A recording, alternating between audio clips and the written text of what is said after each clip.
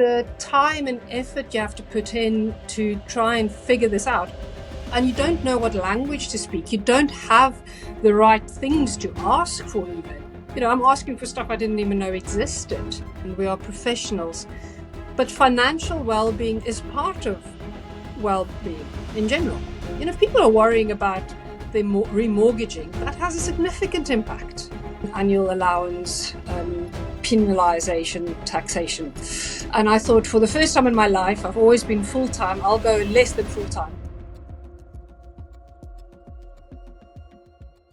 Hi everyone, welcome back to the Medics Money podcast. I'm Cyra, I'm one of the team at Medics Money. I'm a doctor and a chartered accountant, and I am so excited to have Hanlie and Andy here on our podcast with us today. We'll be talking about Hanlie's pension and payroll nightmare. It's not Halloween yet, but maybe this might come out by Halloween, and then we can put some spooky noises. That'd be really fun. So basically, today we're going to talk about a very common problem in the NHS, which is when there are discrepancies between payroll and NHSBSA receiving the data that can have a significant impact on the calculations of your annual allowance. And we're going to talk about a real-life example that Hanlie's gone through. And then Andy, our resident pensions expert, according to Chinese AI, the leading medical specialist accountant in the UK, is going to tell us how that happened and what we can do about it. Before I jump into all the nitty-gritty, I'm going to ask you to introduce yourselves. So Andy, would you mind introducing yourself? Yeah, hi everyone. I'm Andy Pow. I'm a specialist medical accountant, and I have been for over 30 years now. So advising on accounts, tax, but also I'm a special interest in the NHS pension scheme and all the horrors that come out of it. Someone needs to be interested. So thank you for taking that for us. And Hanlie, would you mind introducing yourself? Hello everyone, I'm Hanlie Duplessis. I'm a full-time consultant anaesthetist in the NHS. I have a portfolio career and a variety of interests outside of medicine as well, but here really to highlight the issues for hospital consultants, particularly around NHS pensions. What we were talking about before we hit record really hit with me. So I'm hoping that people listening, you'll also take some very important lessons from this. But first of all, Andy's going to tell us what the annual allowance is, how it's calculated, and how some very small incorrect data can have some massive impact on it. Yeah, so just going back to basics, really, we've done quite a lot of podcasts about the annual allowance, but it's always worth just going back and explaining how it impacts in relation to the NHS pension, because when Hanlie starts to tell her story, you'll realise where it can go very wrong indeed.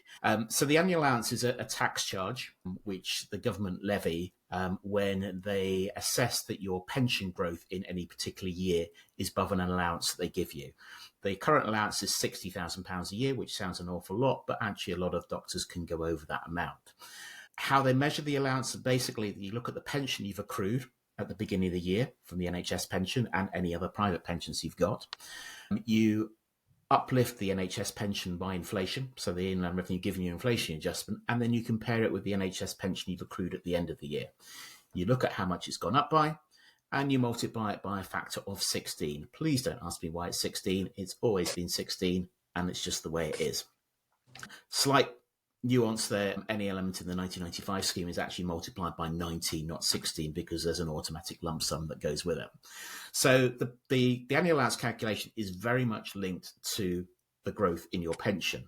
So then how does your pension get updated? Well, it varies really. And everyone now from the 1st of April 2022 will be having a live scheme of the 2015 scheme. And the 2015 scheme basically grows by every year you bank an amount of pension, which is essentially 1/54 of the pension will pay for that year. And so if your pension will pay was, say, £54,000, then your pension would go up by £1,000. And that will continue to grow through the rest of your career. But also a lot of consultants, because they had career earnings in the old legacy schemes, which were the 1995 and 2008 sections, those sections are closed pretty much. However, they're only closed to new years of service. They still retain a final salary link. So even though you're not actually adding any extra years, your pension will change if your final salary changes. So hopefully over your career, your salary goes up, and therefore those elements of the pension will go up. And they are particularly also linked to whole-time equivalent pay, those two bits. Whereas the 2015 section is more just linked to actual pay. Those two earlier schemes are linked to whole-time equivalent pay. So this is where we then can have problems. It then results in the need for your payroll department at the hospital side of things to make sure what gets uploaded to the NHS pension side of things is correct. And it's correct in terms of your pay. It's correct in terms of the hours you've worked to create that whole-time equivalent calculation. And it's correct in terms of all kinds of things. It's got to be accurate. Because if that's not accurate, the pension calculation will not be accurate. And by default, the annual allowance calculation will not be accurate because the annual allowance calculation derives from the pension. So all those bits have to work together.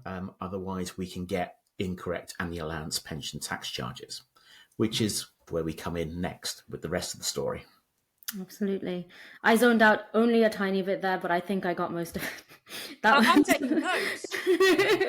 But thank you. That was actually really, really useful. So, Hanlie, what happened to you? So there was this pesky thing called a pandemic. I don't know if people remember that. And after that, also considering my own increase in potential earnings, because the only way hospital consultants have an increase is really going up according to the pay banding. I anticipated that I might get an annual allowance penalization taxation.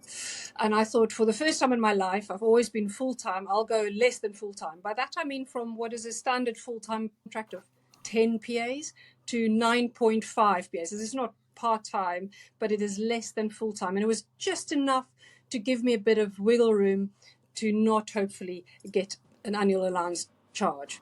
So when the McLeod rollback happened, which is a whole podcast in itself, I thought, well, actually, this period exactly 2022 is when I'm safe. And so when my statement eventually arrived, I was utterly shocked. I mean, I've got it here next to me, but it does give me indigestion to see that my pension growth for that year had been calculated as £90,000, which would then leave me with a tax bill, for colloquial terms, of nearly £20,000. I'm just going to let that settle with the audience. In a year that I was for the first time working less than ever before to try and mitigate this. Shall I continue along as to what happened next?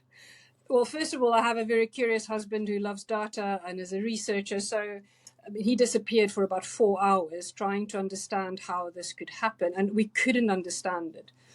Bearing in mind, in order to achieve this 9.5 PAs, it takes through an extensive job planning process. Then you have to ensure that HR is updated. I check every pay slip, including if there were some other sessions. So all my pay slips had been correct, and we just couldn't understand it. I have specialized medical accountants. I don't have very complex medical affairs. And they essentially said, well, you'll just have to scheme pay it. And I don't have that kind of money, so that's what I was going to do. All the documents were prepared. By which point I just thought, fine, if this is how it works, but I'd like to understand this. And I have been really angry and disappointed about how complex the pension schemes are for clinicians. And I went on a well-known social media platform with a video waving my RPSS in my hand, just saying, how can this be that the year I worked less than ever before to try and mitigate this, I have been penalized so badly? And a good Samaritan accountant, I know, right? Not often use those things in one sentence, got in touch with me and said, I wonder if the input is wrong. And we started messaging, and he alerted me to the fact that you can ask NHSBSA for a 05 service extract. Now, Andy will come in later with all the proper code names for this, but I'd never heard of this document because we wondered what data did they use. And you said there's good data in, good data out, but every cog has to be in line.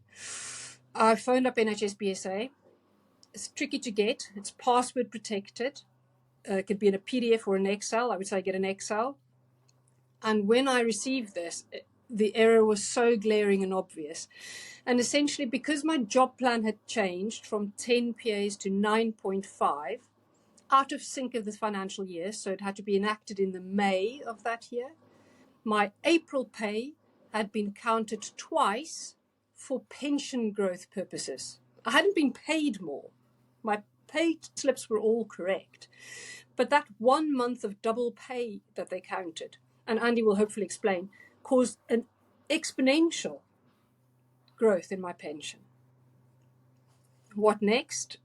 Well, then you try and contact payroll. Now, I'll backtrack a little bit. When I was waiting for my RPSS and trying to get in touch with payroll to try and just get even a payroll officer was very hard. And in the end, I insisted on having a named person within payroll that I could contact. And I was given a trainee, which is fine. We all have to learn. Cyra and I know that only too well. When I then try and email this person back, out of office, no reply, defunct email.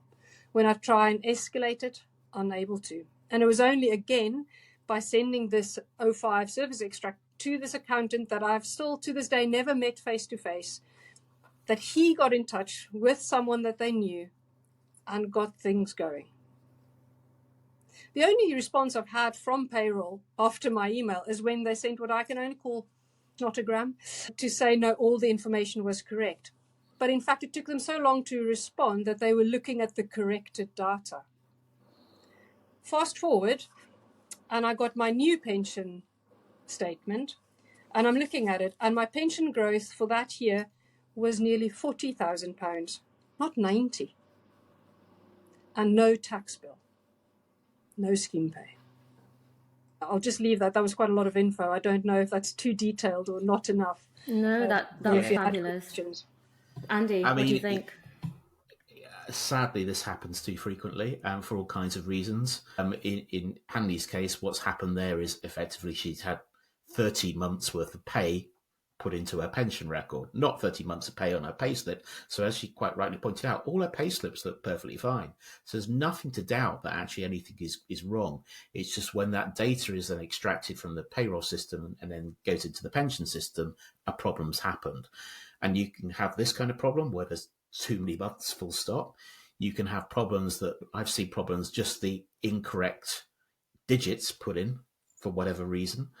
But you can also have, particularly where you're less than full time, if you've got the wrong hours that are put in, then that creation of that whole time equivalent pay creates a problem as well and creates a distorted figure. So I've seen, people with pay. I think the highest pay I saw someone on their total reward statement was someone which was being paid just short of £900,000 a year, according to the pension record, for a one session a month NHS England job. So clearly it's been extracted incorrectly.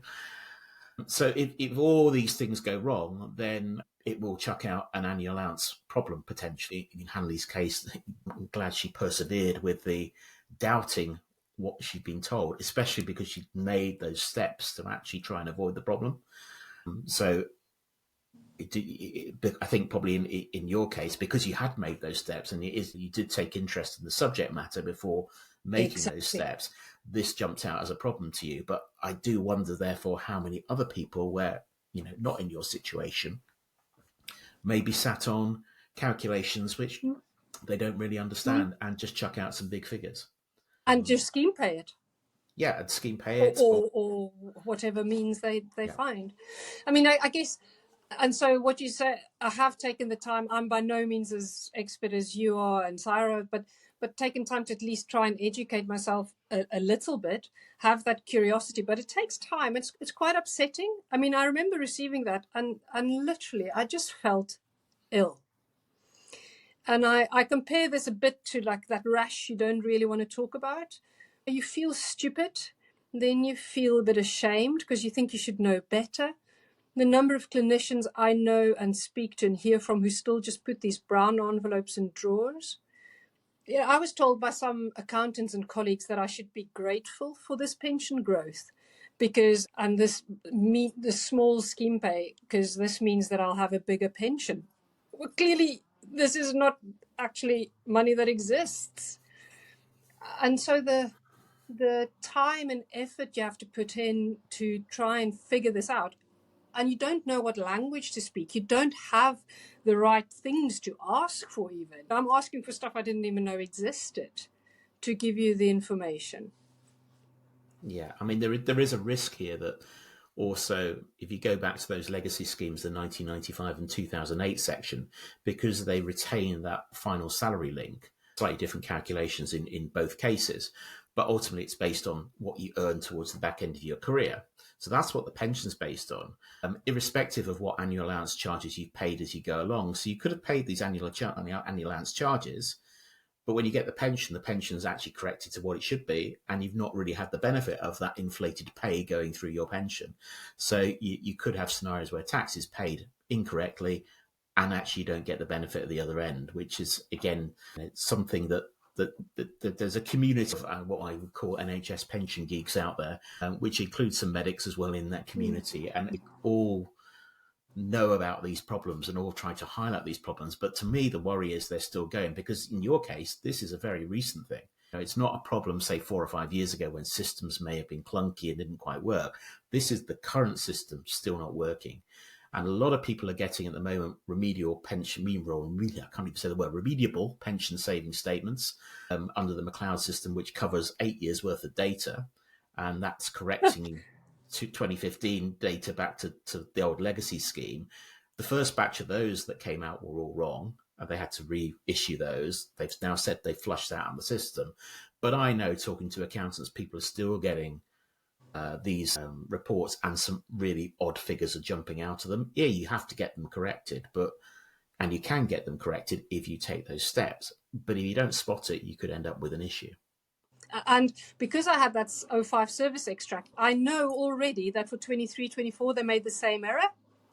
Yeah. And just preparing for this podcast, I was on the phone to try and see where that statement is. And they're so far behind and overwhelmed for obvious reasons that it's not even anyway. But I fully anticipate that that could be wrong as well. And, how are people supposed to take ownership and be financially astute if we don't have the information to work with? Or if you do everything right, HR will say it's your duty to check your payslip, but you could check everything and still fall foul of it at the end. Yeah, I mean, it's highly complicated.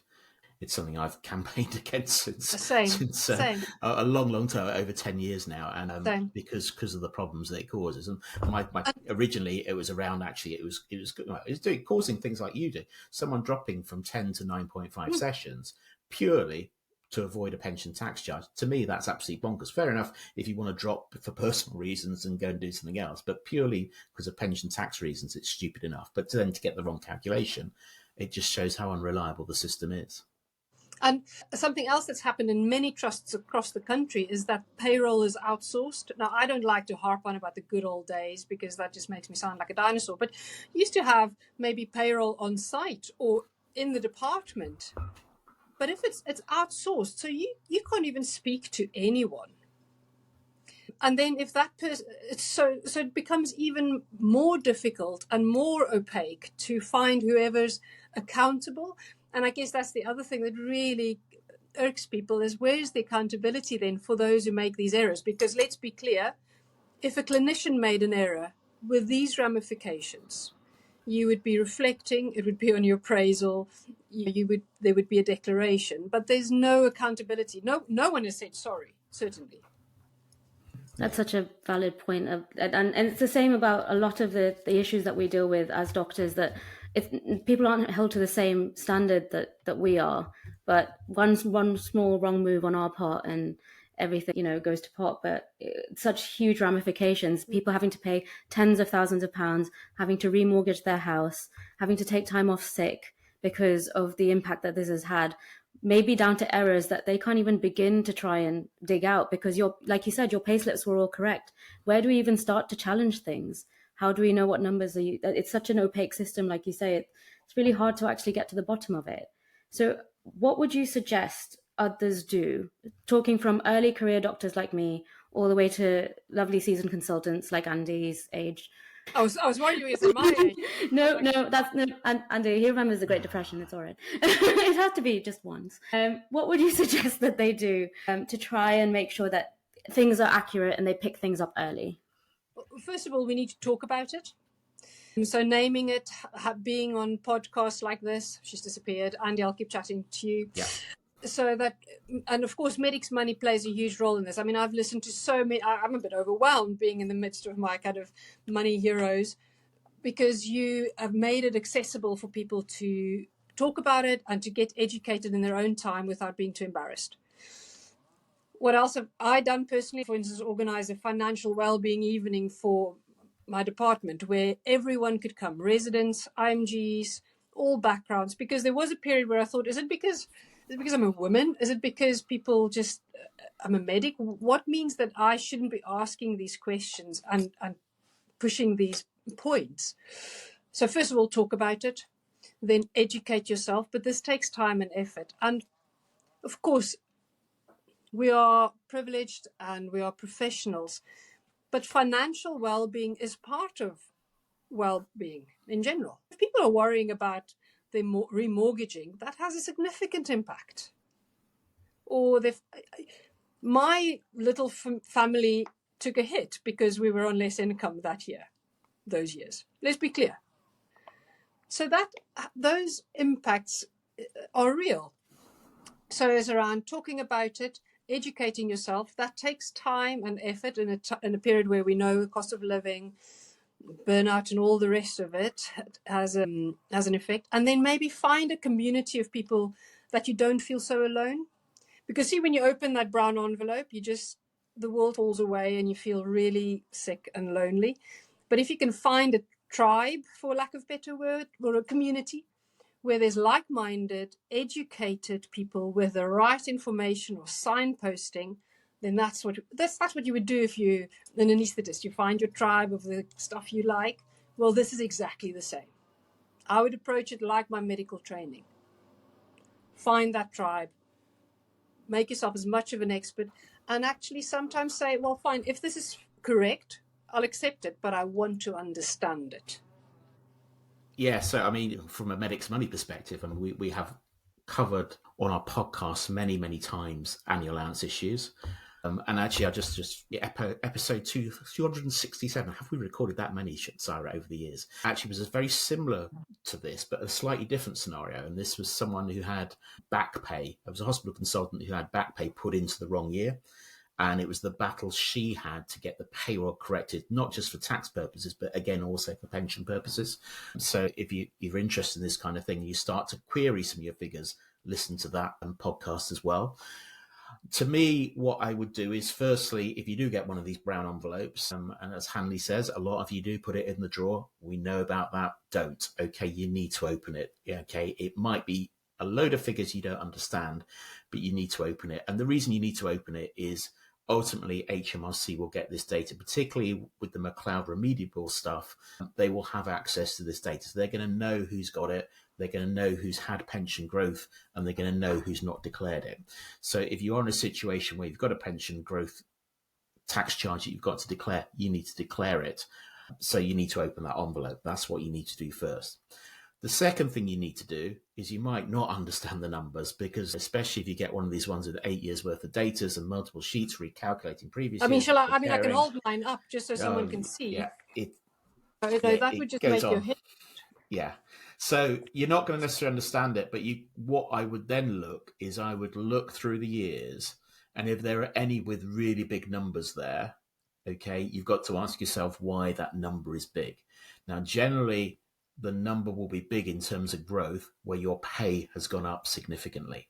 So unfortunately, to break this to you, certainly a lot of consultants for 2024-25 will actually see quite a sizable pension growth. I mean, everyone's dreading it. Charts, yeah, because of the backdated pay adjustment, and because that was more than inflation. And remember, HMRC allow you inflation uplift, so where your pay is more than inflation. I know it's rare these days, but when it's more than inflation, that could cause a problem, which it would have been in 2024-25. If there's anything big that stands out there, you need to go, right, is there a reason for it?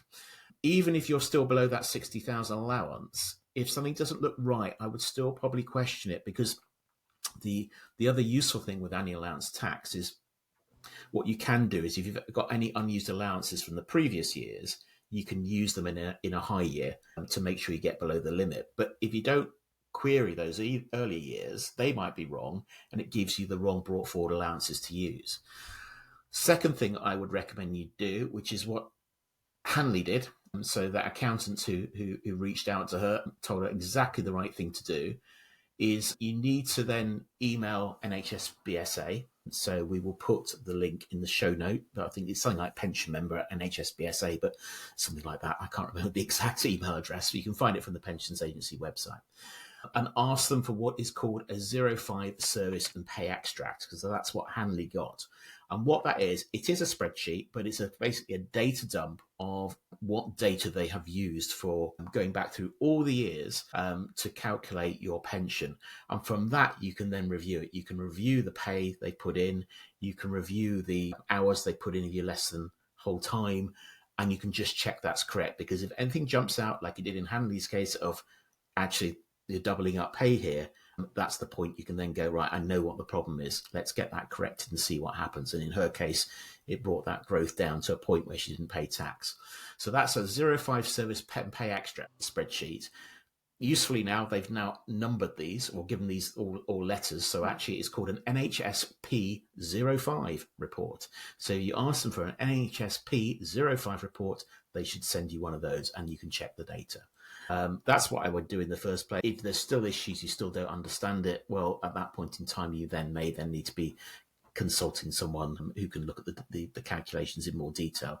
And there's lots of experts we work with at Medics Money who can assist with that. But also a lot, good medical specialist accountants out there and medical specialist IFAs out there who can help as well.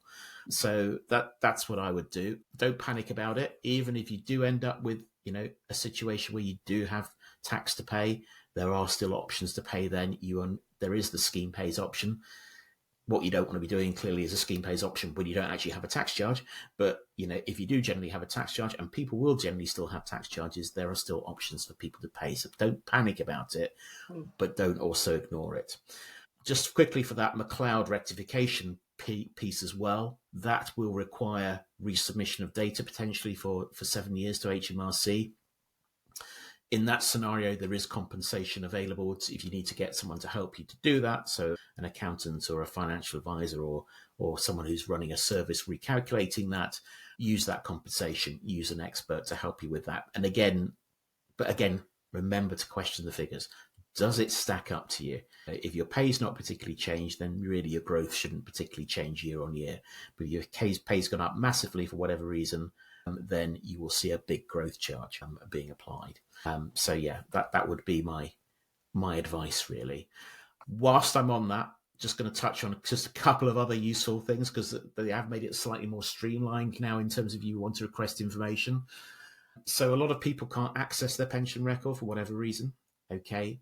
In that case, you can ask them for a copy of your last total reward statement, which will maybe a few years out of date, but at least that gives you a starting point, and that's called an NHSP 01. If you can't get an up-to-date calculation, you can ask them for a manual pension estimate. So they have to then go away and manually do that. And particularly GPs may find that's the process they have to go through because of missing data. That's called an NHSP 02. So those two are useful for actually just getting some base data. If you're missing a pension saving statement or want a pension saving statement, then that is an NHSP 03. You have to tell them which tax year you want it for. If you ask them for 2023-24 at the moment, they probably still won't release them. We had some information out this week that said they're still saying they're struggling with producing those. And we're already into the production of tax returns for 2024-25. So actually, most consultants are waiting on 2 years, and probably most GPs may be waiting on 3 years worth of data at the moment.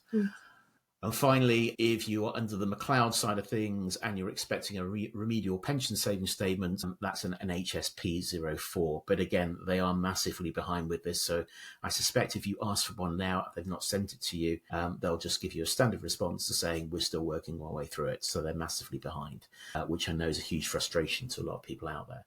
So, but yeah, the NHSP 05 NH service and pay extract one is the crucial one for really checking that underlying data. I was just going, I've got the member helpline here for NHSBSA. I mean, I can just give it as 0300 330 1346. And if you were going to phone this number, make sure you have your SD number handy, because without that, you can't proceed. And I guess when we face a really complex case at work, sometimes you do just want to run away, but what do? We go and gather the information, we make a plan, we stay calm under pressure. Approach this exactly the same way. That kind of clinical emergency where you just have to face it, get the info and then deal with it as best you can. I guess the only other thing I was going to say is, yes, you said, hopefully your pension goes up. I think you said that at the start of the podcast, Andy, but I think I said it in my initial social media video, was just what a terrible position that we're dreading our pay or pensions going up because of the impact it's going to have. And that just makes me quite sad, to be honest, but I don't want to leave on a sad note. The other thing I was going to say, the reason I read the phone line is because when they send you this O5 service extract, it will be password protected. So I keep the advisor on the line until I receive it. Then I use a one-time passcode to access it, and not until I've seen it open. You might be number 30 in the queue. Just set aside an afternoon, but then make sure you've actually seen the spreadsheet with your own eyes, and that was the easiest way for me to approach it. It's a good tip there. Yeah, absolutely. Oh, thank you both. That's really, really useful. I'm going through this. Andy, any final thoughts? Yeah, no, you're absolutely right, Hanlie. You shouldn't be fearing tax charges when your pension goes up. It's a completely bonkers situation. We've covered it on a recent podcast. It may be recent, it may be one to come. It depends which order they come out. But we did a podcast with Tony Goldstone, where Tony and I ranted at depth about issues in relation to this over the years. It is a stupid situation that when we want clinicians to be working. And clinicians want to work. And clinicians want to work, and we trust me, my children would rather wanted me to go out to work than to be on 9.5. Okay.